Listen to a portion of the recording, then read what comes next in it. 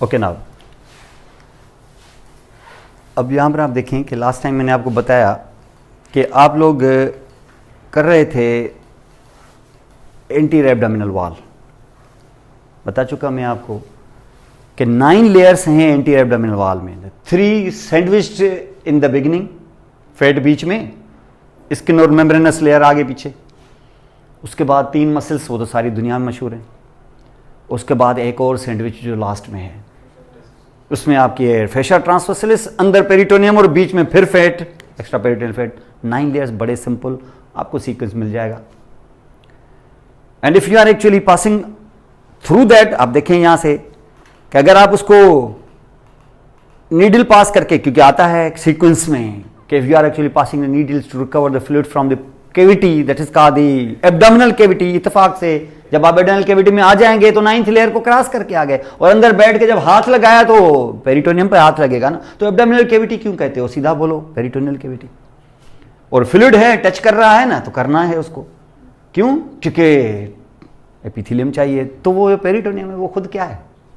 Epithelium है। Peritoneum is epithelium. Mesothelium इसलिए कहते हो क्योंकि भाई it develops from the mesoderm, that's why we call them mesothelium, like pleura, like pericardium, serous pericardium, और like this also. तो इसलिए तो तुम इसको कहते हो मेसोथेलियम, वरना वो होता क्या है? सीधा सीधा एपिथेलियम होता है। मेसोथेलियम उसको कहते हो। तो mesothelium means epithelium can develop from mesoderm also. और स्किन का तो तुम्हें पता ही है, कौन सा एपिथेलियम? एपिडर्मिस। तो एक्टोडर्म से भी एपिथेलियम होता है।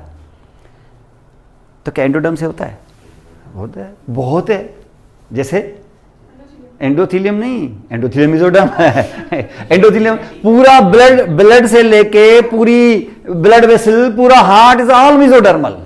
तो एंडोथेलियम इज मेसोडर्मल। जीआईटी पूरा का पूरा, मुंह में हाथ डालो और एनल कैनाल तक चले जाओ, अंदर जो नजर आए तुम्हें पूरा ये एपिथेलियम, और उससे निकलती हुई हर चीज भी, जैसे रेस्पिरेटरी सिस्टम, जैसे आगे से एलेंटॉयस को तुमने निकाला था तो यूरिनरी ब्लैडर, और उससे तुम खींच के लेके गए यूरेथ्रा, तो वो भी। ये और बात है कि यूरेटर नहीं, क्योंकि यूरेटर तो आपको पता है इंटरमीडिएट मेसोडर्म से आएगा। तो इतना एपिथेलियम एंडोडर्मल है। तो epithelium develops from all 3 germ layers, इसलिए यहां पर मेसोडर्म तो आपने देख ही लिया। मेसोडर्म का कौन सा? मेसोथेलियम। सर मेसोथेलियम के एंडोथेलियम भी, एंडोथेलियम भी, एंडोथेलियम आल्सो, एंडोथेलियम भी, और साथ में एंडोकार्डियम, तो खैर एंडोथेलियम क्या ही है, और साथ में एंडोमीट्रियम भी। यूट्रस आपने देखा था, यूट्रस कहां से डेवलप हुआ था? इसे ही ना, जो मेसोडर्म है, जाहिर है। यूट्रस आपको पता है, आपने शायद अपने अभी रिप्रोडक्टिव सिस्टम नहीं किया। Understood? So this will be actually ये वो लेयर्स हैं जो आपको, और ये आप अंदर पहुंच गए तो ये ब्लू कलर क्या है? पैराइटल पेरिटोनियम है, और यहां इस वक्त हैं आप, ठीक है ना। तो ये 9 लेयर्स यहां से हो गए आपके। तो ये बाहर वाला देखिए, ये फेट है, तो ये सैंडविच है एक तो, और ये एक है, और सैंडविच है, और बीच में 3 मसल है। ये इत्तेफाक से मिडलाइन से काटा है, तो वो 3 साइड वाले मसल नजर नहीं आ रहे हैं आपको। मिडलाइन से काटने की वजह से वो 3 नजर नहीं आ रहे हैं। ये लीनिया एल्बा है, और साथ में यहां कट लगाया है पैरासैजिटल, इसलिए तुम्हें यहां पर रेक्टस एब्डोमिनस नजर आ रहा है, लेकिन समझ लो कि 3 है बहरहाल, समझ गए। तो ये इस तरीके से यहां पर मौजूद होगा। तो 9 लेयर्स, और your tip of your needle reaches now the centre, are you reaches here in the fluid. तो जहां जब फ्लूइड था, तो जब टच करेगा इसको, तो फेट को तो नहीं ना करेगा, क्योंकि फेट तो कनेक्टिव टिश्यू है, और सरफेस तो सिर्फ एक ही टिश्यू को होता है इस पूरे कायनात में, वो है एपिथेलियम। तो अगर फ्लूइड टच करेगा किसी भी स्ट्रक्चर को, तो तुम्हें उसको सेपरेट करने के लिए एपिथेलियम देना लाजमी है। और एपिथेलियम है, तो आप कहेंगे वो तो पेरिटोनियम है, पेरिटोनियम एपिथेलियम ही तो है। मेसोथेलियम आप इसको कहते हो। और कायनात में सबसे पतला मेसोडर्म है, यह सबसे पतला एपिथेलियम यही है। इससे थिन एपिथेलियम कोई है ही नहीं। तो जाहिर है वो होगा भी सिंपल, और होगा इसका तो सिंपल स्क्वामस एपिथेलियम का बड़ा अच्छा एग्जांपल है पेरिटोनियम, और साथ में प्लूरा भी, और साथ में एल्वुलाई तो है ही, जबरदस्त एग्जांपल है एल्वुलाई भी, और साथ में पेरिकार्डियम। लेकिन कौन सा वाला? सीरस पेरिकार्डियम, चाहे वो पैराइटल हो चाहे वो विसरल हो। यहां पे भी चाहे पैराइटल हो चाहे विसरल हो, both are simple squamous epithelium. वो साथ में एल्वुलाई तो जबरदस्त एग्जांपल है। और इसके साथ साथ एग्जांपल एक और भी है, कैपिलरीज के अंदर एंडोथेलियम, सिंपल स्क्वामस एपिथेलियम। और साथ साथ है वो कैपिलरी, खैर वो तो आपने देखा ही हुआ है, ग्लोमेरुलस वो तो है ही, कैपिलरीज वो दूसरा मिसाल तो नहीं है, लेकिन ग्लोमेरुलस को बांध के उसको कप लाइक के पकड़ने वाला वो है बोमेंस कैप्सूल। लेकिन बोमेंस कैप्सूल के होते हैं 2 लेयर्स, एक वो जो ग्लोमेरुलस के साथ चिपके हुए होते हैं, ये ऐसे होता है, एक ये वाला जो ग्लोमेरुलस के साथ होगा, और एक ये वाला, ये जो ग्लोमेरुलस के साथ होगा ये इसका विसरल लेयर होगा, और ये जो होगा ये पैराइटल लेयर होगा। तो इसका मस कौन सा वाला होगा, पैराइटल वाला कि विसरल वाला? क्योंकि फिल्ट्रेशन यहीं से होगी, इसलिए ये फिर विसरल है। यही एग्जांपल्स हैं हमारे सिंपल स्क्वामस एपिथेलियम के। अंडरस्टैंड? तो ये जो लेयर मैंने बताया, यहां आप इस वक्त पहुंचे हुए हैं। अब देखिए, आप कैविटी के अंदर जाना चाहते हो, आप क्या करें, मिड लाइन से एक इंसिशन दें और इसको ऐसे खोलें दरवाजे की तरह, जैसे मैंने लास्ट टाइम बताया था। अब इसको आप दरवाजे की तरह ऐसे खोल रहे हैं, ये mid line incision and you open it. कितने, इस लेयर को मैं पकड़ूं तो कितने लेयर होंगे? ये 9 लेयर्स। और तुम कैविटी में अंदर आ गए हो, तुम पेरिटोनियल कैविटी में आ गए हो, दरवाजा खोला, तुम रूम में आ गए। अब जैसे तुमने दरवाजा खोला, रूम में आ गए, तो ऑल अराउंड क्या पाओगे? Parietal peritoneum. ये तो तुमने सामने वाला काटा है ना सिर्फ।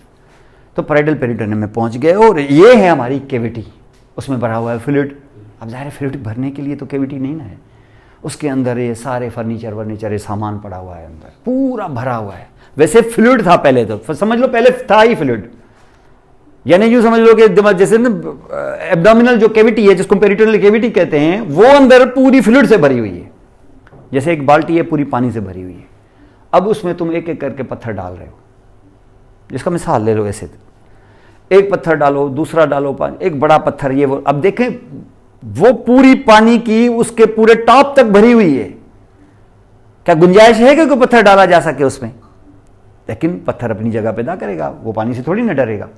एक बड़ा पत्थर उसके अंदर आप डाल दें, जाएगा कि वो बाहर निकल आएगा कि नहीं? नहीं, अंदर तो पानी पड़ा हुआ है, वो पानी को फेंकेगा बाहर। पहले तो आप एक और पत्थर रेड कलर का और डाल दें, थोड़ा और पानी निकल जाएगा, और डाल दें, पूरी बाल्टी पानी से भर दें, पूरा पानी निकल आएगा। लेकिन एक पत्थर और दूसरे पत्थर के बीच में गैप जो रहेगी, उसमें तो थोड़ा पानी होगा ना।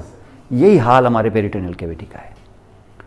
इसका मकसद ये हो गया कि वो पेरिटोनियल कैविटी अभी मैं बताता हूं, जैसे फॉर एग्जांपल ये देखें, ये बीच में जो जगहें हैं, ये इनमें क्या होगा? फ्लूइड होगा। और ये जब फ्लूइड होगा, तो जब इसमें पेरिस्टालसिस होगी, तो इसकी जो वाल का आउटर सरफेस है और इसके वाल का आउटर सरफेस एक दूसरे के ऊपर फ्रिक्शन करेगा कि नहीं करेगा? तो पानी क्या करेगा? उसको लिब्रिकेट करने की, समझ गए? तो उसको लिब्रिकेट भी करेगा। अब इस पूरे कैविटी के अंदर, अब जैसे आप कैविटी को आप खोलोगे ना, तो आपको अंदर पूरा ये सेंट्रल पोर्शन 20 फीट लंबे स्मॉल इंटेस्टाइन के कॉइल से भरा हुआ नजर आएगा। पहले तो आप मुझे वो नजर ही नहीं आ रहा है, ऊपर से तो ये पर्दा चढ़ा हुआ है इसके। ये जो पर्दा चढ़ा हुआ है, ये एक और फेट है। अब देखो पेट के अंदर कितनी फेट है। सबसे बड़ी फेट तो वो कैंपस फेशा वाली है, जो हमारे पेट का बेड़ा गर्क किए हुए, बेली फैट जिसको हम कहते हैं। फैट, ये आपको पता है, ये फैट बेली, ये आपको पता है, ये बेली फैट, ये सबसे बड़ी मुसीबत जो है ना हमारे लिए। ये तो जैसे आज मैं स्टूडेंट को बोल रहा था, हालांकि लेयर्स वेयर्स कराए थे स्टूडेंट्स भी, उनको भी बहुत जल्दी है एकदम से सारी चीज़ें समझ में आ जाएं। अब इस तरीके से भी नहीं होता है। अब स्टूडेंट्स ने पहली क्लास में ही चीखें मारना शुरू करी, सर ये तो कुछ समझ में नहीं आया, पता नहीं क्या पढ़ा के। मैंने कहा जो पढ़ा के गए हैं, ज़ाहिर है वो जो टीचर है वो उसने काफ़ी साल पढ़ाया है, उसके लिए नई चीज़ें नहीं है। तुम लोगों ने पहली दफ़ा पढ़ा है तो ज़ाहिर है तुम्हें थोड़ा टाइम लगेगा, नहीं होगा, नहीं, कुछ समझ में नहीं आया, वो बस इस तरीके से पैनिक जैसे ना होता है। मैंने कहा अभी तो ये एब्डामेन है, अभी तो पेल्विस आने वाला है, पेल्विस तो और मुश्किल है। और मुझे याद पड़ता है अभी जो मैंने रिसेंटली, जैसे मैंने अपना चैनल शुरू किया था, तो मेरी तीसरी क्लास जो थी वो पेल्विस के इंट्रोडक्शन पर थी। सबसे ज़्यादा व्यूज़ उस पर है, मेरा ख्याल है कोई 15,000 से ज़्यादा लोग वो देख चुके हैं। वो सबसे ज़्यादा पसंद आई उनको, क्यों? उससे मुझे लग रहा था ये कि उसमें कोई ऐसे कोई मेरे सुरखाब के पर नहीं लगे हुए। वजह यह है कि सबसे ज़्यादा मुश्किल उनको पेल्विस पेरिनियम समझ में नहीं थी। उसका कंसेप्ट जो था ना वो मेन था। वो मेरी 2 घंटे की क्लास है जिसमें वो पेल्विस और पेरिनियम का पूरा कंसेप्ट मैंने दिया है। आर्गन वार्गन तुम खुद जाके करो, लेकिन पहले पता तो हो कि पेल्विस क्या है, पेरिनियम क्या है, ऊपर से लेके नीचे तक है क्या ये सारी चीज़ें। तो मैंने कहा अभी तो वो नहीं आया है, क्योंकि पेल्विस और पेरिनियम का कंसेप्ट तो यहाँ पर बहुत सारों को नहीं है। और उसके बाद as if it's not enough, अभी आपको और छलांग लगाएंगे और आएंगे यहाँ पे हेड एंड नेक में। वो तो चीखें निकाल देगा आपकी। और अगर आपकी कुछ चीखें बाकी होंगी तो वो फिर आखिर में निकलेंगी आपकी, जब आप न्यूरोनाटमी का, और जब तुम समझ के बैठे हुए होगे कि स्नेल के अंदर की न्यूरोनाटमी जो स्नेल में है शायद यही करनी है, वो तो है ही 10 पेज सिर्फ, क्योंकि स्नेल ने तो उसके लिए अलग किताब लिखी हुई है। मैं शुरू में जब यहाँ आया था तो बिलीव करें ये गलतियाँ हमसे भी हुई हैं, ऐसे नहीं है कि नहीं, हम भी इसी कॉलेज में पढ़े हैं, मैं कोई मरीख से पढ़ के नहीं आया हूँ, यहाँ यही कॉलेज। किसी ज़माने में यहाँ न्यूरोनाटमी ऐसे पढ़ाई जाती थी कि बस आपको क्रेनियल नर्व्स जो है ना वो अगर नंबर के साथ आर्डर में आ रही हैं ना अगर आपको, तो you are very good at neuroanatomy. रटा हुआ हो मना, रटा ऐसे हुआ हो जैसे आप बस तलावत पढ़ दें, माने ना आया आप उसको। तो इस तरीके से मतलब था सिलसिला। तो मैं जब यहाँ आया था तो कहते कि न्यूरोनाटमी शुरू होने वाली, जब मैं शुरू में आया था न्यूरोनाटमी शुरू होने वाली है, और सारे परेशान टीचर। मैंने कहा क्यों आप परेशान क्यों हैं यार, न्यूरोनाटमी शुरू होने वाली है, बहुत मुश्किल है ये। मैं तो मैंने कहा कहाँ से पढ़ानी है, बोला स्नेल से पढ़ानी है। मैंने वो स्नेल की किताब ही ना देखी हो, मज़े की बात है। तो वो मैंने जाके घर जाके एनाटमी स्नेल की उठाए तो 10 पेज थी। मैंने कहा यार क्यों डर रही है 10 पेज, ये तो इतना कुछ। मैंने दूसरे दिन जाके मैंने उनको कहा, मैंने कहा यार डरने वाली क्या बात है, ये 10 तो पेज हैं इसके अंदर। तो मुझे टीचर आज तक वो याद है, हमारा दोस्त, उसने स्नेल की वो 900 पेजेस की वो न्यूरोनाटमी किताब मेरे आगे रखी, ये पढ़ानी है। स्नेल वो नहीं, स्नेल सेम है, फिर उसने न्यूरोनाटमी के लिए अलग किताब लिखी है, ये पढ़ानी है 900 पेज की। और वो भी उस वक्त तो दे भी 1 महीना दे रहे थे, सिर्फ 1 महीने के अंदर ये पढ़ानी है, तब जाके ये मामला हो। मैंने कहा अभी तो वो दिन आने बाकी हैं, और इस दौरान अगर कहीं लॉकडाउन हो गया तो फिर तो ये चीखें भी सुनाई नहीं देंगी हमें कि अंदर स्टूडेंट्स किस तरीके से सिलसिला ये करेंगे। तो कहने का मकसद ये है कि थोड़ा सा स्लो और आस्ता आस्ता कुछ हो जाएगा। अब जाहिर है ग्रुप से 6-7 तो कुछ कम पढ़ाता है, कुछ ज़्यादा पढ़ाता है, ये सिलसिला चलता रहता है। स्टूडेंट्स आपस में मिल बांट के कर लेते हैं काम अपना, अंडरस्टैंड। तो ये इस तरीके से यहाँ पर उठाया। तो आप देखिए ये फेट है, ये भी एक और फेट आपने देखा था यहाँ पर, फैटी लेयर में फेट, एक्स्ट्रा पेरिटोनियल फेट वाला फेट, 2 सैंडविच तो थे ना इधर, उठाया तो यहां एक और फेट। ये फेट ऐसे है कि जैसे पूरी चादर होती है ना, ब्लैंकेट होता है, ये चर्बी से भरा हुआ है, इसको कहते हैं हम ओमेंटम। ये पेरिटोनियम है, ये पेरिटोनियम का एक हिस्सा है। वैसे आता है पेरिटोनियम, इतना जल्दी पेरिटोनियम के बारे में कोई भी ऐसी अपने जहन में ये ना पालें कि यार पेरिटोनियम हमें नहीं आ रहा, पहली क्लास में उठ के आप पैनिक क्रिएट कर दें कि पेरिटोनियम ही समझ में नहीं आया। पेरिटोनियम ये वक्त के साथ आस्ता आस्ता समझ में आएगा, जैसे जैसे आगे बढ़ेंगे, जैसे उसके साथ मिलाएंगे एम्ब्रियोलॉजी। एम्ब्रियोलॉजी के बगैर पेरिटोनियम कभी समझ में नहीं आता, और ये सब करेंगे और उसके साथ मॉडल्स भी देखेंगे, उसके बावजूद भी पेरिटोनियम आधा समझ में आएगा, आधा ना आए छोड़ देना, कोई मसला नहीं। समझ गए, कोई ज़रूरी नहीं है कि इतना पेरिटोनियम समझ में आ जाए मुकम्मल तौर पे। ये इवन डायसेक्ट भी करेंगे ना बॉडी आप, वहां पर भी आपको चकमा दे देगा कि ये कैसे है, इतना कॉम्प्लिकेट, ऐसे ऐसे करके पता नहीं क्या, जैसे ना गुत्थी सुलझानी होती है, जैसे तो बहुत सारे होते हैं ना, जैसे धागा है, धागे की गुत्थी ऐसे उलझ जाती है ना, आप कितना भी कोशिश करें बड़ा धागा छुड़वा लेंगे आप, लेकिन फिर भी थोड़ा सा बच जाएगा। तो ये पेरिटोनियम का हाल ऐसा ही है। इसका कंसेप्ट आ जाए बस इतना भी सफिशिएंट है, बाकी चीजें जब आप करेंगे उसके क्लिनिकल एस्पेक्ट्स आ जाएं इनफ है। लेकिन बहरहाल फिर भी 80 to 90% समझ में आ जाता है अगर उसको थोड़ा सा तरीके से जाया जाए, लेकिन वो टाइम लगाता है क्योंकि उसमें एम्ब्रियोलॉजी भी आएगी, ये सारी चीज़ें जब आएंगी तो ये एक तरह से पेरिटोनियम है, ये है भी पेरिटोनियम, और इसमें फैट भरा हुआ है। इसको हम कहते हैं ग्रेटर ओमेंटम। यानी आप अपनी एब्डोमेन को ओपन करेंगे तो जो पहली चीज नजर आएगी आपको, कोई जीआईटी वीआईटी का ऑर्गन्स सारे ढके हुए इससे ब्लैंकेट की तरह चढ़ा हुआ है। और अगर आप तुम इसको अगर देखना चाहो ना जीआईटी के ऑर्गन्स, तो तुम यहां इसको फ्री एज को पकड़ो और इस ब्लैंकेट को ऐसे, जैसे ना चादर को इस तरीके से उठाते हैं ऊपर की तरफ, तो अंदर के ऑर्गन्स नजर आएंगे। ये अगले डायग्राम में ये देखें। ये देखने के लिए पड़े तो ये थे, लेकिन ये क्या है, क्या ये यहां पड़ा है कि उठाया है इसको, तो ये इसका पर्दा उठाया है, ये ग्रेटर ओमेंटम है। ये फैट से भरा हुआ है, ये एक और फैट है। इसका मकसद ये पेट के ऊपर जो हमारी फैट होती है उसका तीसरा सोर्स ये है, लेकिन जो असल जो है ना वो कैंपर्स वाली है, जो ज्यादातर। तो this will be actually here. इसमें आप देखिए सेंटर का पूरा हिस्सा इस 20 फीट लंबे स्मॉल इंटेस्टाइन, स्मॉल है, स्मॉल का मकसद देखिए उसका ल्यूमन स्मॉल है लंबा, स्मॉल इंटेस्टीन है ये, 20 feet long in form of a coils. आप जाके जहां से लेके ये बाहर की दीवार तक ऐसे नहीं कि सिर्फ ये एक तरह से यूं समझ लो कि ऐसे नहीं कि सिर्फ शैतान की आंत लंबी होती है, इंसान की उससे ज्यादा लंबी है, 21 फीट, ये 20 फीट तो सिर्फ स्मॉल इंटेस्टिन है, लेकिन उससे पहले उसका जो 1 फीट है वो डिडिनम है, डिडिनम भी स्मॉल इंटेस्टिन है, ये जेजुनम और इलियम है। तो डिडिनम, जेजुनम, इलियम, डिडिनम तो फिर 1 फीट का होता है, लेकिन ये 20 फीट के हैं, उसमें से आपको मिलेगा कोई 8 फीट का जेजुनम और आगे से 20 फीट का इलियम। 21 फीट लंबा है स्मॉल इंटेस्टिन, तो ऐसा 2-3 फुट तो लार्ज भी होगा, तो मिला के तो 25 फीट का इंटेस्टिन आप अंदाजा लगाएं, यहां से लेके दरवाजे से बाहर इतना इंटेस्टिन। तो जाहिर है आपको कैविटी चाहिए ना, तो उसको आप कॉइल करके, आप देखिए कि बड़ा ब्लैंकेट है, छोटे बास्केट, इस छोटे संदूक में कैसे बंद करते हैं, आप उसको फोल्ड करके अंदर घुस देते हैं इससे, तो इससे सिलवटें हो जाती हैं उसके अंदर। तो ये है सिलसिला वो। और ये कैसे होगा, ये फिर जीआईटी की एम्ब्रियोलॉजी में आस्ता आस्ता आपको पता चलेगा कि ये बना कैसे है। वैसे तो आपने एक पूरा ट्यूब तो देख ही लिया है, अब इस पूरे ट्यूब को आपको पता है कि आगे से हमने एम्ब्लाइकस में खींच लिया था उसको विटल इंडक्ट के साथ, और उसके बाद उस एम्ब्लाइकस में जाके उसके कॉइल बने थे, वो थोड़े थोड़े होकर वापस आए थे।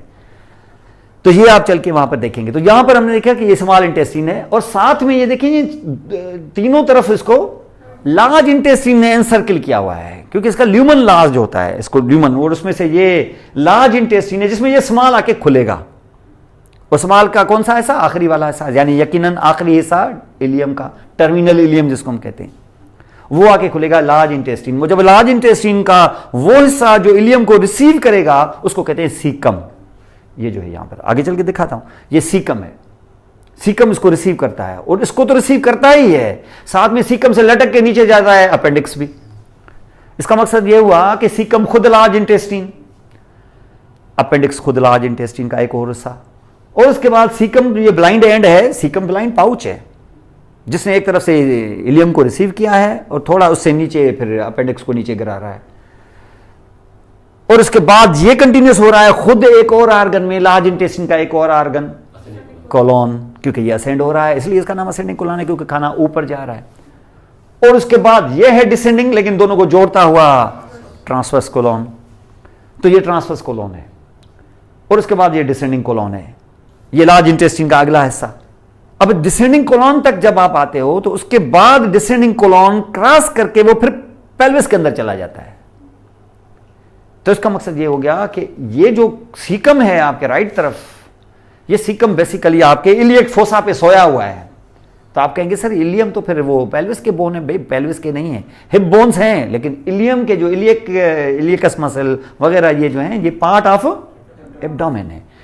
असल पेल्विस इनसे नीचे से शुरू होती है, जहां पेल्विक इनलेट आपको दिखाई गई थी उससे नीचे है पेल्विस, इससे ऊपर भले वो पेल्विस के बोन्स हों लेकिन तुम उसको पेल्विस कहोगे नहीं। थोड़ा सा उनको खुश करने के लिए तुम कह दो पेल्विस, और इतना कुछ कह दो कि और खुश करने के लिए बोल दो उसको ग्रेटर पेल्विस, लेकिन आखिर में उसको बोल दो फॉल्स पेल्विस, क्योंकि वो पेल्विस नहीं है, फॉल्स पेल्विस है। फॉल्स पेल्विस है तुम्हें, क्योंकि दो तरफ से जाहिर है जब आप फॉल्स पेल्विस में मौजूद है तो दो तरफ से आपके हिप बोन्स है ना, और जब हिप बोन्स हैं तो तुम्हें लगेगा ना, मुगालता होगा कि ये है पेल्विस, लेकिन आगे देखोगे तो पता चलेगा कि एब्डोमेन, पीछे देखोगे तो आपको पता चलेगा लंबर वर्टिब्री, तो खुद पेल्विस तो नहीं हुआ। ये पेल्विस में तो हमेशा दो हिप बोन्स और एक सेक्रम होता है, यहां तो आगे सेक्रम नहीं है, ये लोअर पार्ट ऑफ एब्डोमेन है, और पीछे दो लंबर वर्टिब्री हैं, पास दो साइडों से यकीनन हिप बोन्स हैं, लेकिन तुम उसको कहोगे फॉल्स पेल्विस। तो आपका जो सीकम लेटा हुआ है अलॉन्ग विद अपेंडिक्स, तो किस पर, इलियक फोसा पे, और इलियक फोसा पे डायरेक्ट बोन पर कि इलियकस मसल पे, समझ लें। तो एसआई जब इस तरफ आओगे तो उसी इलियक फोसा पे अब कौन लेटा हुआ होगा, डिसेंडिंग कोलन का आखिरी हिस्सा, और डिसेंडिंग कोलन इसके बाद जैसे नीचे जाएगा तो कोलन जारी रहेगा, लेकिन अब उसको क्या डिसेंडिंग कोलन कहोगे कि पेल्विक कोलन कहोगे, तो वो पेल्विक कोलन एस शेप्ड होने की वजह से इत्तेफाक से उसका नाम है सिग्मॉइड कोलन, तो उसको हम सिग्मॉइड कोलन कहते हैं। और सिग्मॉइड कोलन के बाद अचानक आप देखेंगे कोलन अपनी शक्ल बदलेगा, अब कोलन कोलन न रहते हुए रेक्टम बन जाएगा, क्योंकि उसकी शक्ल और उसकी एनाटॉमी बदल जाती है फिर, और फिर वो रेक्टम के बाद फिर वो कैनेलिक्यूलर हो जाएगा, क्योंकि अब उसको सरफेस पे ओपन होना है, उसका नाम पड़ जाएगा द एनल कैनाल। ये पूरे जीआईटी के से, लेकिन इसका मकसद ये हो गया कि जीआईटी का जो आखिरी हिस्सा है यानी पेल्विक कोलन यानी sigmoid colon, rectum and anal canal, they will be part of pelvis and perineum, क्योंकि perineum is a part of pelvis, lower part, the last part of the pelvis is called the perineum. तो यहां पर ये इस तरीके से यहां आपको मौजूद मिलेगा जीआईटी। तो आप ये जो देखेंगे स्मॉल इंटेस्टिन के आप अपने एब्डोमिनल कैविटी के अंदर, तो बीच में नजर आएगा आपका ये और साइड से नजर आ रहे हैं लार्ज इंटेस्टिन वगैरह। और अगर थोड़ा सा इसको हटाओगे ये, क्योंकि ये अटैचमेंट होती है इसकी बेसिकली स्टमक के साथ, जब मैं इसको यहां हटाऊंगा तो इधर मुझे नजर आएगा क्या, स्टमक।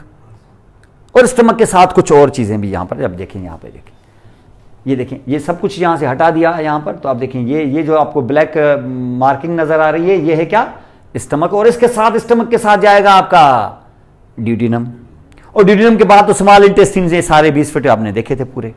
और देख रहे हैं ये क्या, ये साइडों से था, तो ये बीच वाला हिस्सा भरा हुआ होगा हमारे लूप्स ऑफ स्मॉल इंटेस्टिन के साथ। और साथ में देखें यहां से आप के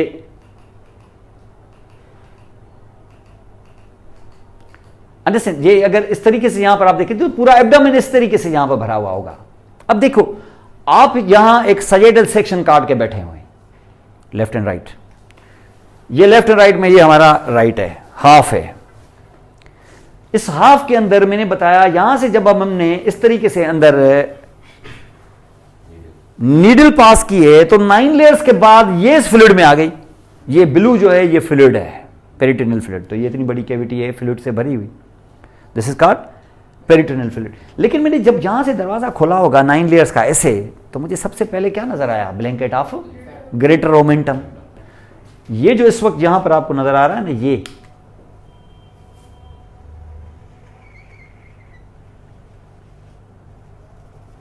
फेट से भरा हुआ, ये क्या है, ये ग्रेटर ओमेंटम है। जब इसको आप ऐसे उठाएंगे आप ऐसे, तो फिर ये नजर आएगा आपको क्या, small intestine, this will be the small intestine. और इसके साथ बहुत सारी और चीजें। इसका मकसद ये हो गया कि ये स्मॉल इंटेस्टिन वगैरह जब आपने ये देखा और ये सारी चीजें जब आपने देखी, ये पेरिटोनियल कैविटी है, इसमें पेरिटोनियम इस तरीके से यहां पर।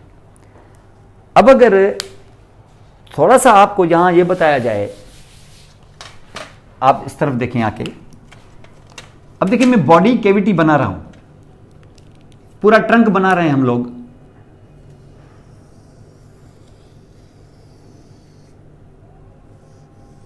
ये है जी आपका पेरिटोनियल कैविटी,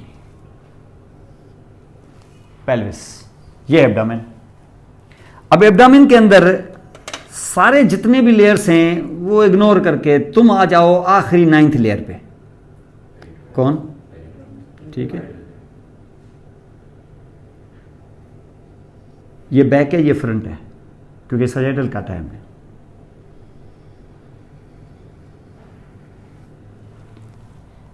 क्या पेल्विस में गया अंदर, नहीं। पेल्विस में अगर जाए भी तो आप यहां अगर आर्गन देखेंगे, एक आर्गन जैसे पीछे रेक्टम, बीच में यूट्रस, यहां यूरिनरी ब्लैडर, ये 3 major organs in case of female and just 2 in case of male. ये आर्गन्स है यहां पर। और जाहिर है इन्हीं आर्गन्स की डक्ट्स भी होंगी, ये एनल कैनाल, वजाइना, यूरेथ्रा, ये सरफेस पे खुलेंगी। जैसे मैंने बताया आपको ट्रंक के नीचे 3 होल्स होते हैं इन केस ऑफ फीमेल और 2 इन केस ऑफ मेल। अब ये हमारा जो पेरिटोनियम है जो पाउच की तरह अंदर पड़ा हुआ है, दैट विल एक्चुअली बी, क्योंकि स्पेस है इस बीच में, तो ऐसे नहीं है कि इसको मना है यहां, ये ऐसे जा सकता है। इसका मकसद ये है कि इन ऑर्गन्स को भी पार्शियली कवर किया है। जैसे हम बैठे हुए हैं, ऊपर आके हमारी चादर ऐसे कर दे, तो बीच में जो हमारी जगह होगी 2 लोगों के बीच में, उसमें से पाउच थोड़ा सा नीचे जाएगा, तो एक आर्गन दूसरे आर्गन के बीच में वो पाउच की तरह एक एक एक चीज होगी। और उसमें कौन आएगा अंदर, फ्लूइड आ जाएगा उसके अंदर, ठीक है। ये यहां पर है। अगर ये मैंने पेरिटोनियम दिखाया लास्ट लेयर 9th लेयर, तो इसके बाहर जो लेयर होगा 8th लेयर, माने कौन, एक्स्ट्रा पेरिटोनियल फेट, यहां पर भी, यहां पर भी। और ये पीछे की तरफ आपको पता है ना कि एक्स्ट्रा पेरिटोनियल फेट ज्यादा होती है, समझ गए, कौन सी, रेट्रोपेरिटोनियम। इसको ध्यान में रखना है। अब देखो आप एम्ब्रियोलॉजिकली एक चीज कर चुके हो। अब देखो पेरिटोनियम को, आप पेरिटोनियल कैविटी को कैसे डेवलप कर रहे हैं, कैसे, अभी शुरुआत के अंदाजे से आपको क्या नजर आएगा कि ये पेरिटोनियम है क्या। बेसिकली आपको मेरा ख्याल है थोड़ा सा याद होगा कि ये है एक्टोडर्म, ये एंडोडर्म, बीच में न्यूरल ट्यूब, ये और ये एंड दिस, ठीक है, और इसके बीच में इंट्राएम्ब्रियोनिक सिलोम, ये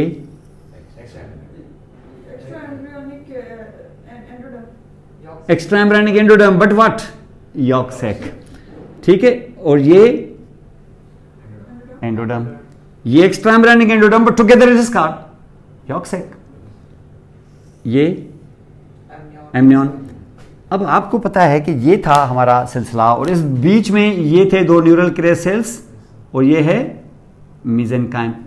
इसमें तुमने ब्लड वेसल्स भी डेवलप की थी शायद, जैसे इंफीरियर वेना केवा, जैसे एओर्टा वगैरह वगैरह, ठीक है, ये यहां पड़े हुए थे।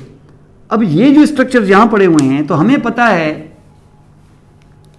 कि this outside will become continuous with the surrounding the amnion to become continuous with the somatopeluric mesoderm extraembryonic, and that here will become continuous with this plancopeluric extraembryonic mesoderm. ऐसे ही था ना, और इस जगह पे था वो कनेक्टिंग स्टाक ऐसे, और ये अब हो गया इनसाइड दी साइटोट्रोफोब्लास्ट, और ये हो गई हमारी एक्स्ट्राएम्ब्रियोनिक सिलोम, और ये इंट्राएम्ब्रियोनिक सिलोम इस तरीके से इसके साथ कंटिन्यूस थी, ठीक है। जब इसको हमने फोल्ड किया था, तो फोल्डिंग के साथ आप देखेंगे, जब फोल्ड आपने किया था तो इसको आप क्या करें, सीधा रखेंगे कि ऐसे घुमाएंगे? जब आप ये घुमाएंगे तो आप देखिए ये आपकी जो एक्टोडर्म है, जो किसके साथ कंटिन्यूस है, नहीं एमनियन के साथ। तो ये जब आप इस तरीके से सी की तरह करेंगे तो किसको खींच के लाएगी अपने साथ, एमनियन के साथ। तो इसका मकसद ये हो गया कि आप अगर इसको करेंगे ऐसे राउंडेड लाइक दिस एक्टोडर्म को, तो एक्टोडर्म अकेला आएगा कि अपने साथ ये एमनियन लेके आएगा, तो ये क्या है, और ये राउंडेड क्या है, एक्टोडर्म, और बना देगा आपका स्किन। ये हो गया क्या, लेटरल फोल्डिंग से एक राउंडेड 3 डायमेंशनल एम्ब्रियो। ये फोल्डिंग ऐसे होती है ना, तो ये तो यहां हुआ। लेकिन वो जो मिडलाइन में पड़े हुए हैं, क्या ये भी साथ आएंगे कि वो उधर ही रुकेंगे? वो उधर ही रुकेंगे, तो ये यहां पर आपका उधर ही रुकने वाला न्यूरल ट्यूब, इत्तेफाक से यहां वाला स्पाइनल कॉर्ड। और ये आपको पता है कि पेरेक्सियल मेसोडर्म इसको जब छोड़ना शुरू करते हैं तो इसको सराउंड करते हैं,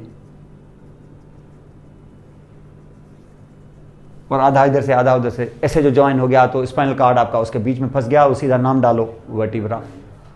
क्या सिर्फ ये, या बाकी हिस्सा जो उसको छोड़ेगा तो इसके ऊपर पर मसल बना देगा, और जो बाकी गंद बच गया वो इसके नीचे, और अब की बार वो एपिडर्मिस के नीचे, तो सीधा बोलोगे डर्मिस एंड फेशिया। तो क्या ये रहे कि खत्म, यूज हो गए? अब क्या रहा, तो इंटरमीडिएट मेसोडर्म से तुम किडनी बना दो फॉर एग्जाम्पल। वैसे तो बहुत सारी चीजें, लेकिन किडनी बना दो, ये भी खत्म। लेकिन आपको पता है कि लेटरल प्लेट इस वक्त यहां पर ये ऐसे था, ऐसे फोल्ड हुआ, ऐसे ऐसे, तो जब पूरा फोल्ड हो गया तो ये जो दो साइड की इंट्राएम्ब्रियोनिक सिलोम्स हैं, जो इस वक्त एक्स्ट्रा के साथ कंटिन्यूस थी, दोनों एक दूसरे के साथ कंटिन्यूस, तो बाहर से वास्ता खत्म। क्यों? क्योंकि ये पूरा अंदर आ गया। हर एक्स्ट्रा चीज एम्ब्रियो के बाहर रहनी है ना, जाहिर है, और हर इंट्रा के साथ, तो दो साइड वाली इंट्रा आपस में ज्वाइन हो गई ना। तो अब ज्वाइन अगर हो गई तो आप देखें होगा कैसे, ये शुरुआत में ऐसे था ना, ऐसे शुरुआत में ऐसे था, फिर फोल्ड हो रहा है ऐसे,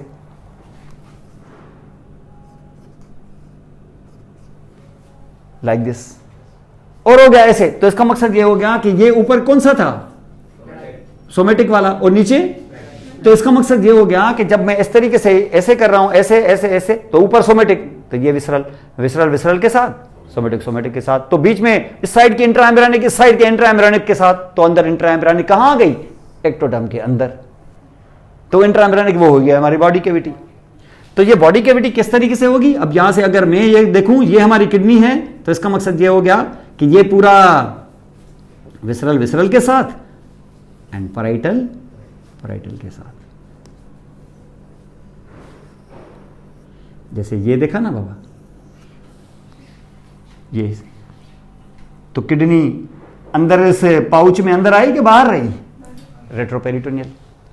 अब इस वक्त हर स्ट्रक्चर जो इस कैविटी के बाहर है वो एक्स्ट्रा पेरिटोनियल है, और अगर वो पीछे है तो वो रेट्रोपेरिटोनियल है।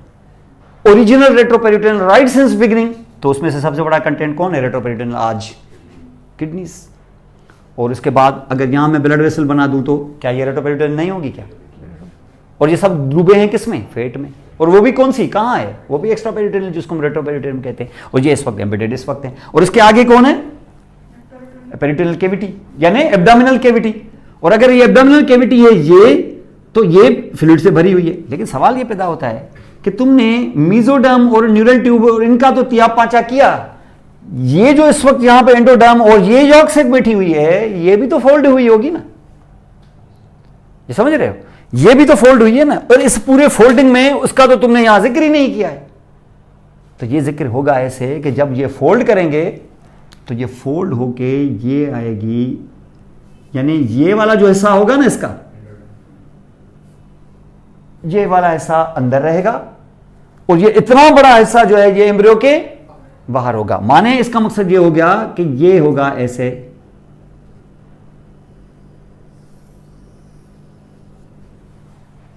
ये बड़ा हिस्सा बाहर और ये छोटा हिस्सा अंदर। माने इंट्रा एम्ब्रियोनिक एंडोडर्म का वाला हिस्सा अंदर और एक्स्ट्रा एम्ब्रियोनिक एंडोडर्म वाला हिस्सा बाहर। लेकिन इस वक्त तो दोनों कनेक्टेड हैं by means of the York stock, जिसको हम कहते हैं विटेलाइन डक्ट। देखिए बाद में तो ये विटेलाइन डक्ट भी खत्म हो जाएगी और ये कोलैप्स हो जाएगा, ये फिर अम्बिलिकल कार्ड के साथ चला जाएगा, वो जो बाद में हम काट देंगे। तो ये जो अंदर ये बैठा हुआ है ये इंट्रा पेरिटोनियल है कि एक्स्ट्रा पेरिटोनियल है? ठीक है, ये एक्स्ट्रा पेरिटोनियल है। और इसको आगे से कौन कवर कर रहा है? विसरल, लेटरल प्लेट का विसरल वाला लेयर। ठीक है, ये ऐसे है यहां पर, और ये राउंडेड है और इसके बीच में जाहिर है कैनाल है, वो ल्यूमन है। और ये ब्लैक कलर क्या है? एंडोडर्म है। ठीक है, अब ये एंडोडर्म है, मैं से एंडोडर्म। अब एंडोडर्म क्या बीच में कैविटी में बैठा हुआ है कि वाल के साथ लगा हुआ है? ठीक है, वाल के साथ लगा हुआ है। अगर ऐसे ही वाल के साथ लगा रहा और ये आगे से 20 कोई 25 फीट का हो गया तो इतनी तो जगह नहीं है आपके पास। तो ये कैविटी लेके घर जाएंगे कि आप इस कैविटी को इस्तेमाल करें। मैं कैसे इस्तेमाल करूं? ये जो इस वक्त यहां बैठा हुआ है 2-3 फीट का, जिसको आगे चल के 30 फीट का होना है, इसको आगे ले आओ, आगे ले आओ। मेरे आगे तो वो पर्दा है, मैं कैसे ले आऊं? तुम आगे ले आओ, पर्दा भी तुम्हारे साथ आएगा। तो आप ऐसे ले आओ इसको, ऐसे। अगर यहां एक थिन सी चादर चढ़ी हुई हो तो मैं चादर को पियर्स करके आ जाऊंगा कि उसको साथ लेके आऊंगा? समझ गए? उसको साथ लेके आएंगे। अगर मैं इस ब्लैक कलर को आगे ले आऊं ऐसे तो सुराख नहीं होगा। ये मैं यहां आ गया और मेरे साथ आया है ये भी।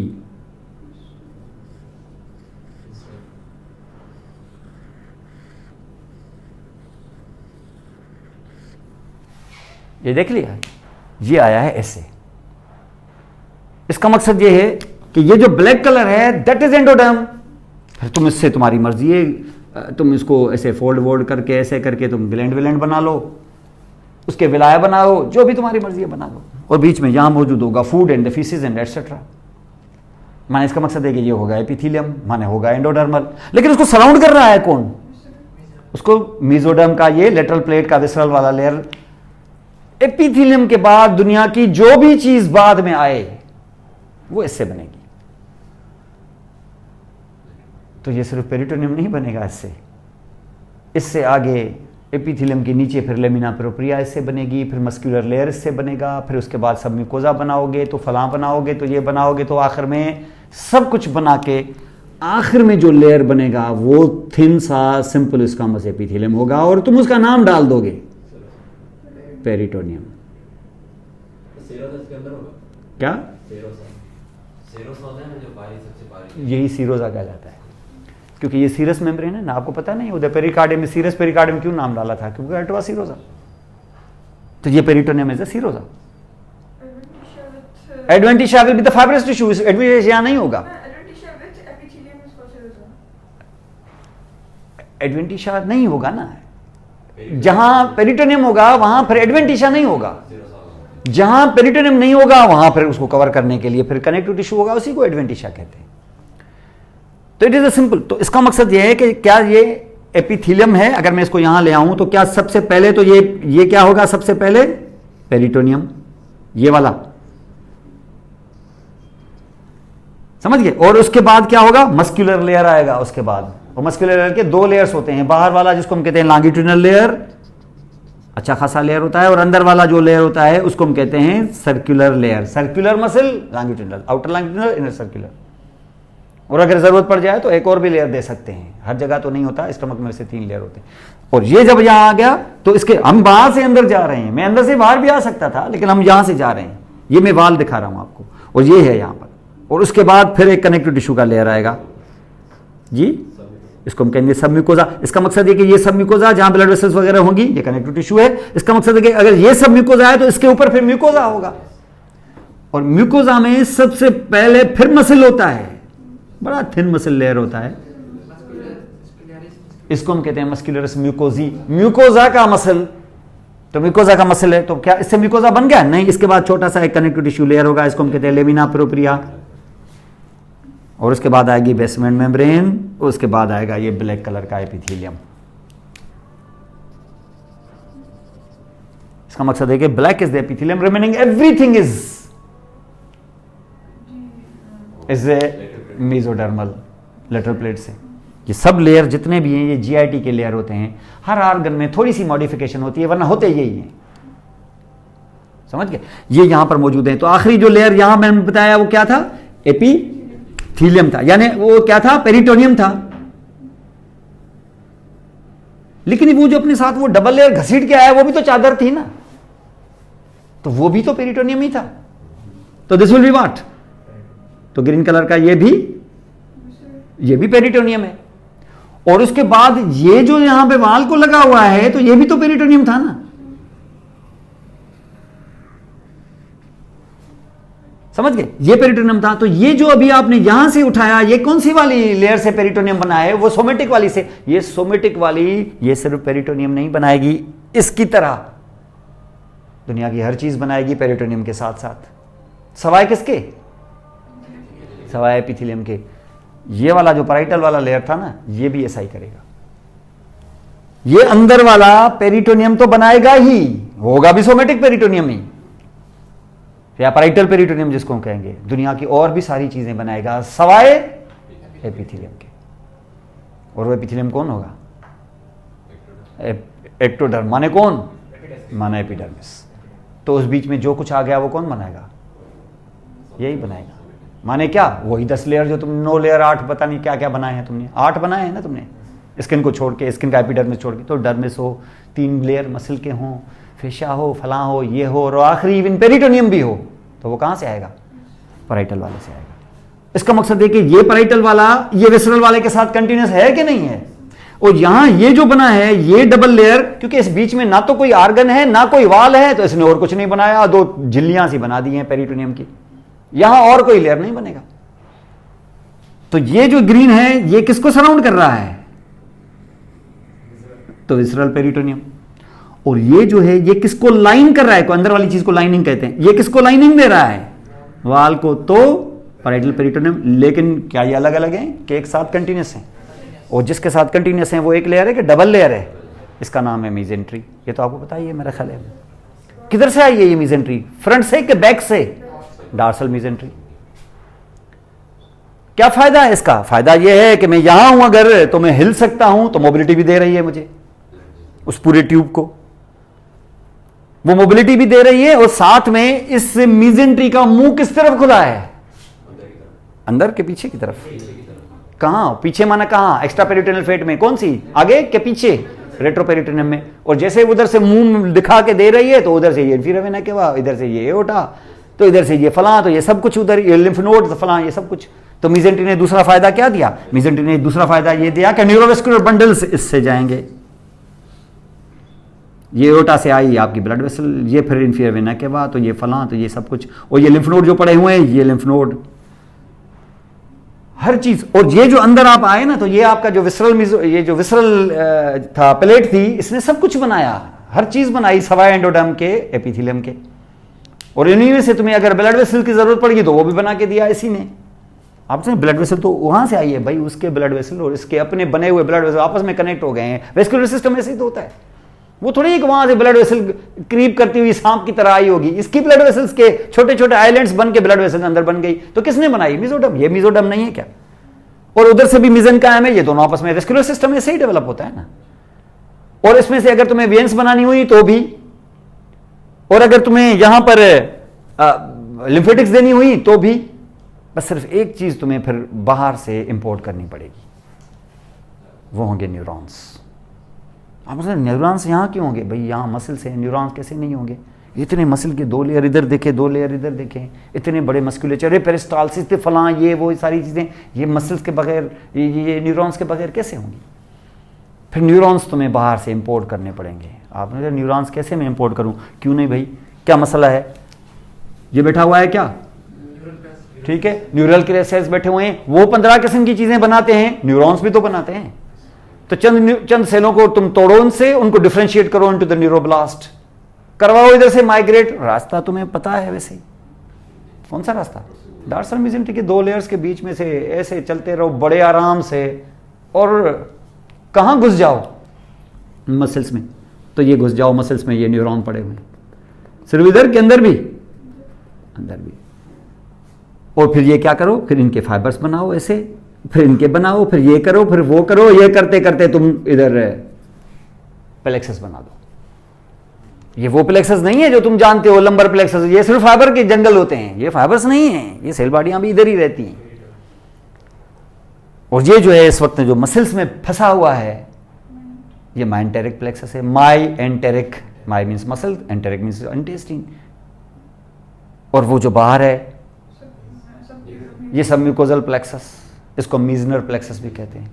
ये दोनों प्लेक्सस हैं यहां पर। और जब इनके जो फाइबर्स होंगे, इनके जो एग्जाम्स होंगे, यहां से कौन से न्यूरोट्रांसमीटर को निकालेंगे? एसिटाइलकोलिन को। क्या ये खुद ही स्टिमुलेट होके एसिटाइलकोलिन देते रहेंगे? नहीं, इनको आके कोई बताएगा तो ये करेंगे। कौन बताएगा? इसको बताएगा पैरासिम्पैथेटिक नर्वस सिस्टम का कोई प्री गैंग्लियनिक फाइबर का कोई बंडल। और प्री गैंग्लियनिक फाइबर का कोई बंडल एक ही है मशहूर, एक ही नर्व जिसके साथ वो आएंगे, नाम है उसका वेगस नर्व। तो वेगस नर्व आएगी और उसी की कोई ना कोई ब्रांच अंदर दाखिल होगी जो इसको स्टिमुलस देगी। इसका मकसद ये है कि वो होगी प्री गैंग्लियनिक, तो इनसे निकलने वाले जो फाइबर्स होंगे वो होंगे पोस्ट गैंग्लियनिक। तो पोस्ट गैंग्लियनिक न्यूरॉन किधर रह रहे हैं? इधर। तो प्री किधर रह रहे हैं? प्री इसमें। तो उसकी सेल बॉडी कहां होगी? ब्रेन के अंदर जाहिर है। तो ये प्री और पोस्ट गैंग्लियनिक। इसका मकसद है कि माइंटेरिक और मीजनर प्लेक्सस को मैं कह सकता हूं ना कि these are actually the post ganglionic parasympathetic fibres, कह सकते हैं कि नहीं? लेकिन जब मैं इसको स्टिमुलस देने के लिए गया हूं तो ये इसकी तो बात सुन ही रहा है, नो डाउट, लेकिन ये 4-5 और स्टिमुलाई की भी बात सुन रहा है। जैसे ना एक बोर्ची होते हैं ना फ्रीलांस किस्म के, मेरा काम तो करता ही है, लेकिन फारिग होने के बाद 4 घर और भी उतार के आता है। होते हैं ना, जैसे जामशोरे में होते हैं ना बोर्ची अरबों के, खाना उसका भी पकाया, फिर 1 घंटा उधर, 1 घंटा उधर, 1 घंटा उधर। कुछ बोर्ची होते हैं जो फुल टाइम उसी घर के होते हैं।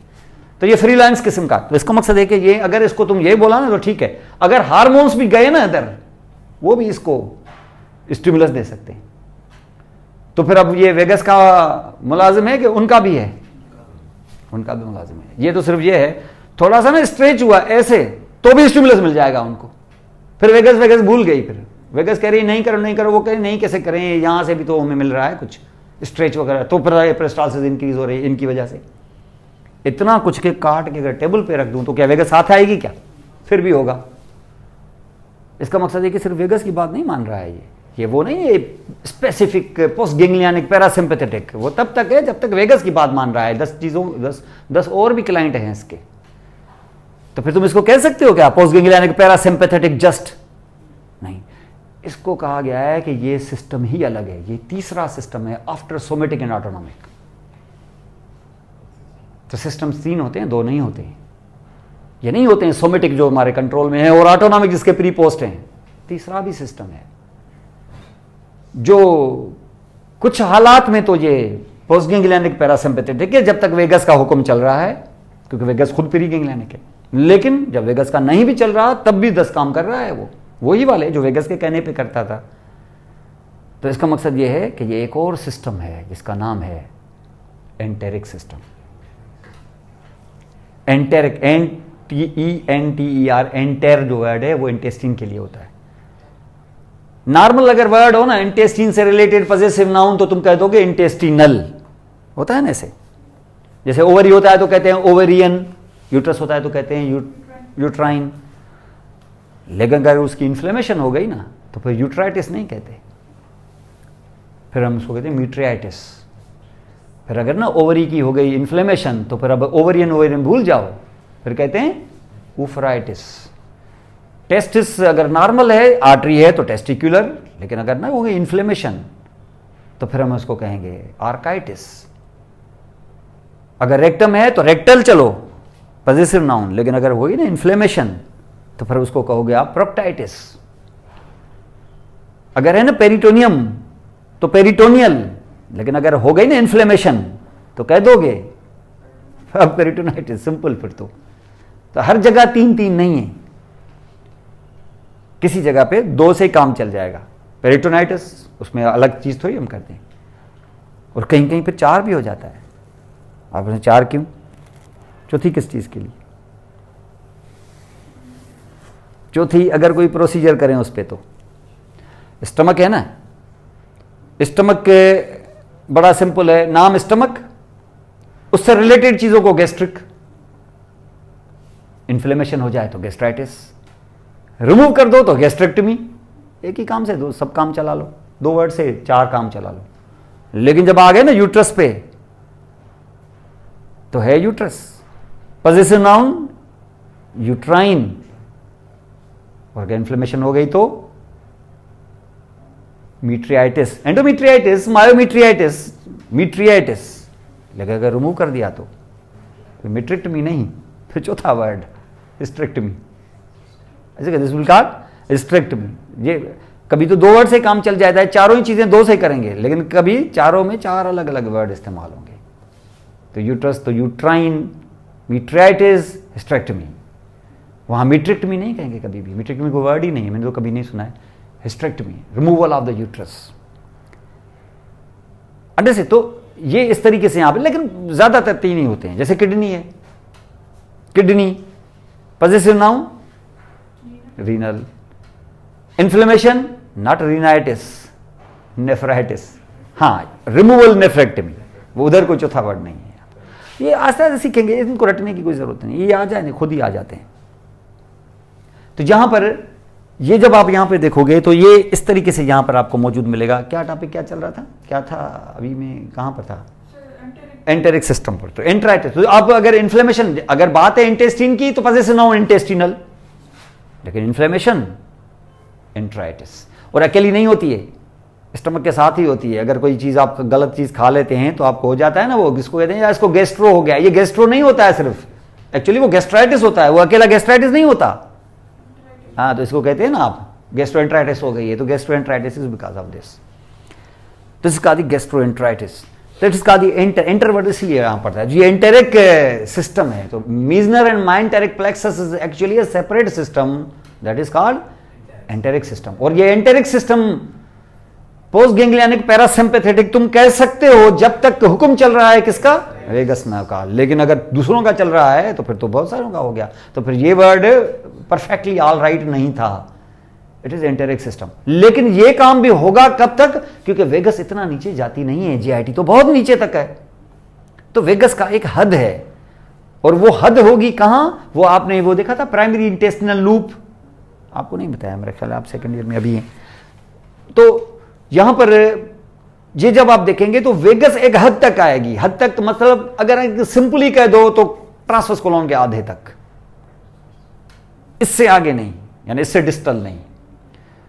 लेकिन most appropriately it is called at the junction between right 2/3 of the transverse colon with the left 1/3। अगर मूड हो जाए ना तो इवन लास्ट तक भी जा सकती है वेगस, जहां स्प्लीन होती है, जहां टर्न लेता है वो बिगिनिंग ऑफ डिसेंडिंग कोलॉन। अगर मूड हो जाए तो यहां तक भी जा सकती है, इतना भी इसके पास है, जब इतनी नीचे आई है तो थोड़ा सा और आगे जाने में इसको क्या तकलीफ है, जा सकती है, क्योंकि ये वाहिद क्रेनियल नर्व है जिसको इतनी इजाज़त मिली है कि तुम नीचे जा सकती हो। जब नीचे जा ही सकती हो तो तुम पता नहीं कहाँ तक जाओगी, क्योंकि कोई क्रेनियल नर्व इससे चिन से नीचे नहीं आती सवाए इसके, और जब ये जाती है तो फिर आपको पता है कहाँ कहाँ तक ये जा सकती है। तो क्या उस कोलोन के, उस ट्रांसवर्स कोलोन या even descending colon onward rectum sigmoid वगैरह वगैरह एनल कैनाल तक, क्या वहां पैरासिम्पैथेटिक नहीं जाते? क्या जाते हैं, जाहिर है। और वो पैरासिम्पैथेटिक के लिए वेगस जैसी कोई और रिप्रेजेंटेटिव चाहिए तुम्हें। और वेगस कहां से उठी थी? सेंट्रल नर्वस सिस्टम में, इत्तेफाक से ब्रेन से, मेडुला से। तो यहां पर वेगस जैसी एक और चीज लाएंगे जो भी उठेगी कहां से? सेंट्रल नर्वस सिस्टम से, और अब की बार किधर से? स्पाइनल कॉर्ड से, और बहुत नीचे से। और नीचे माने सैक्रल सेगमेंट से। और सैक्रल सेगमेंट्स के 3 सेगमेंट ऐसे हम इस्तेमाल करेंगे जिनसे 3 बंडल फाइबर के निकाल के 3 नर्व जैसी बना के, चलो उसको एक ही बना लेंगे चलो, और वो वेगस के इक्वलेंट होगी। और वेगस की चार्ज संभालेगी कहां से? जहां वेगस ने छोड़ा है उसको। काम वही करेगी। कौन से? यही काम जो वेगस कर रही थी, माने एंटेरिक और मीजनल प्लेक्सस को क्या करे? स्टिमुलस देके उनसे काम निकलवाए। इससे पहले वेगस, तो उसके बाद ये नर्व्स, इनको हम कहते हैं। और ये जो नर्व्स आएंगी तो प्री गैंग्लियनिक होंगी कि पोस्ट गैंग्लियनिक होंगी? प्री होंगी, क्योंकि पोस्ट गैंग्लियनिक तो एंटेरिक वाले होंगे ना इसके लिए। और जब प्री गैंग्लियनिक नर्व्स आती हैं तो फिर तुम इनको कहते नहीं हो स्प्लेनकिनिक नर्व्स। ऐसा काम तुम देख चुके हो ना थोरेसिक्स में। तो इनको भी हम कहते हैं स्प्लेनकिनिक नर्व्स, लेकिन इनका बड़ा मशहूर नाम है, उनका नाम है पेल्विक स्प्लेनकिनिक नर्व्स। समझ गए? सैक्रल नहीं, हालांकि ये सैक्रल से आते हैं। सैक्रल स्प्लेनकिनिक अलग चीज है। ये कहा जाती है क्या? Pelvic splanchnic nerves, equal to vagus nerve, equivalent to them. ये इनको करते हैं। और यहां हमने देखा ये पेरिटोनियम, जिसका मकसद ये हो गया कि ये पेरिटोनियम तो बाहर सब क्या है? पेरिटोनियल कैविटी और पेरिटोनियल फ्लूइड। तो पेरिटोनियल फ्लूइड सिर्फ पैराइटल को टच कर रहा है कि विसरल को भी? तो दोनों एपिथेलियम है ना। क्योंकि ये जो कैविटी, एपिथेलियम आप क्यों कहेंगे? क्योंकि जो तुम कैविटी में बैठे हो, जहां भी हाथ लगाओगे तुम्हें किस पे लगेगा? तो कभी विसरा पे लगाओगे, तो मिजेंट्री पे लगाओगे, तो पैराइटल पे लगाओगे। तो ये सब क्या है? इसको फ्लूइड टच कर रहा है ना जब, तो ये सारा एपिथेलियम है। कुछ पैराइटल है तो कुछ विसरल है। जब तुम इस पैराइटल पे हाथ पकड़ोगे तो 9 लेयर्स में से ये 9th होगा। तो वो सिर्फ 9 लेयर ही नहीं, ये 9th वाला और 8 बाकी जितने भी हैं, all will be supplied by spinal nerves. और जब इनमें पकड़ोगे तो ये वाला भी विसरल वाला और बाकी जितने भी तुमने देखे, all will be supplied by autonomic nerves. इसके या ऑटोनॉमिक नर्व्स अगर मोटर हैं तो, या उनके साथ रन कर रही हैं विसरल सेंसरी नर्व्स, वो विसरल ही होंगे ना जाहिर है। विसरल सेंसरी नर्व्स आपको पता है कि वो आपको ज्यादा सेंसेशन ही नहीं देती हैं, ज्यादा जरूरत वाली देती हैं। इरिटेट हुए तो, कोई चीज जमा हो गई तो, अगर ग्रिपिंग पेन हुआ, अगर ग्रिप हुआ तो इस किस्म की चीजें देंगी, टच वच नहीं देंगी। पेन वेन भी ऐसा नहीं देंगे। पेन वो नहीं देंगी जिसको आप जानते हो, पिन प्रिक वाला। ऐसे कैंची से अगर स्टमक को काट दोगे कुछ नहीं होगा। सब क्यों नहीं होगा कुछ? क्योंकि उनके पास पेन को डिटेक्ट करने वाले वो उनके का साथ रिसेप्टर ही नहीं। इधर रिसेप्टर, इधर पिन प्रिक करो, ऐसे चीखे निकल जाएंगे आपको। उधर कैंची से काट दो, कुछ नहीं होगा, क्योंकि पेन वाले रिसेप्टर से। आपको पेन तो होता है, वो पेन होता है, लेकिन उसका स्टिमुलस कोई और होता है।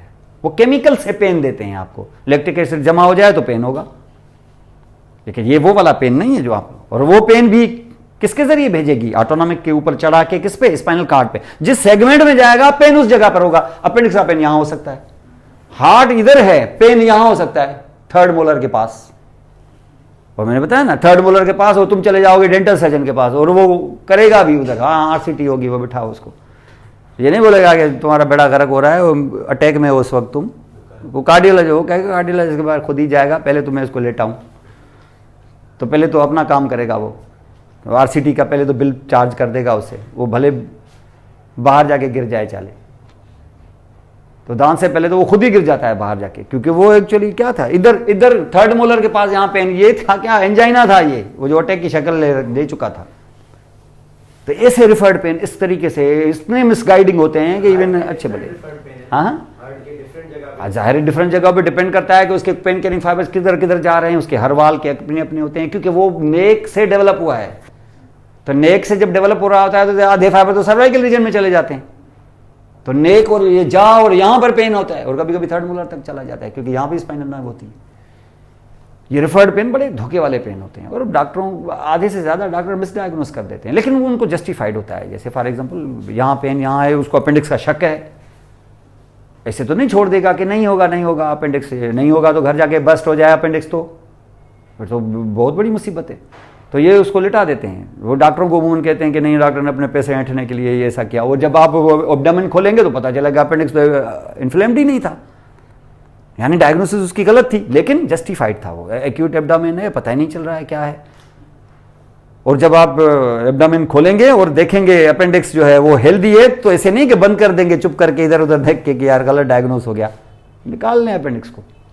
पैसे लिए हुए हैं आपने, ऐसे कैसे आपको, आपने अपेंडिक्स को रिमूव करने के पैसे लिए हैं, इन्फ्लेम्ड अपेंडिक्स के थोड़ी ना पैसे लिए हैं आपने।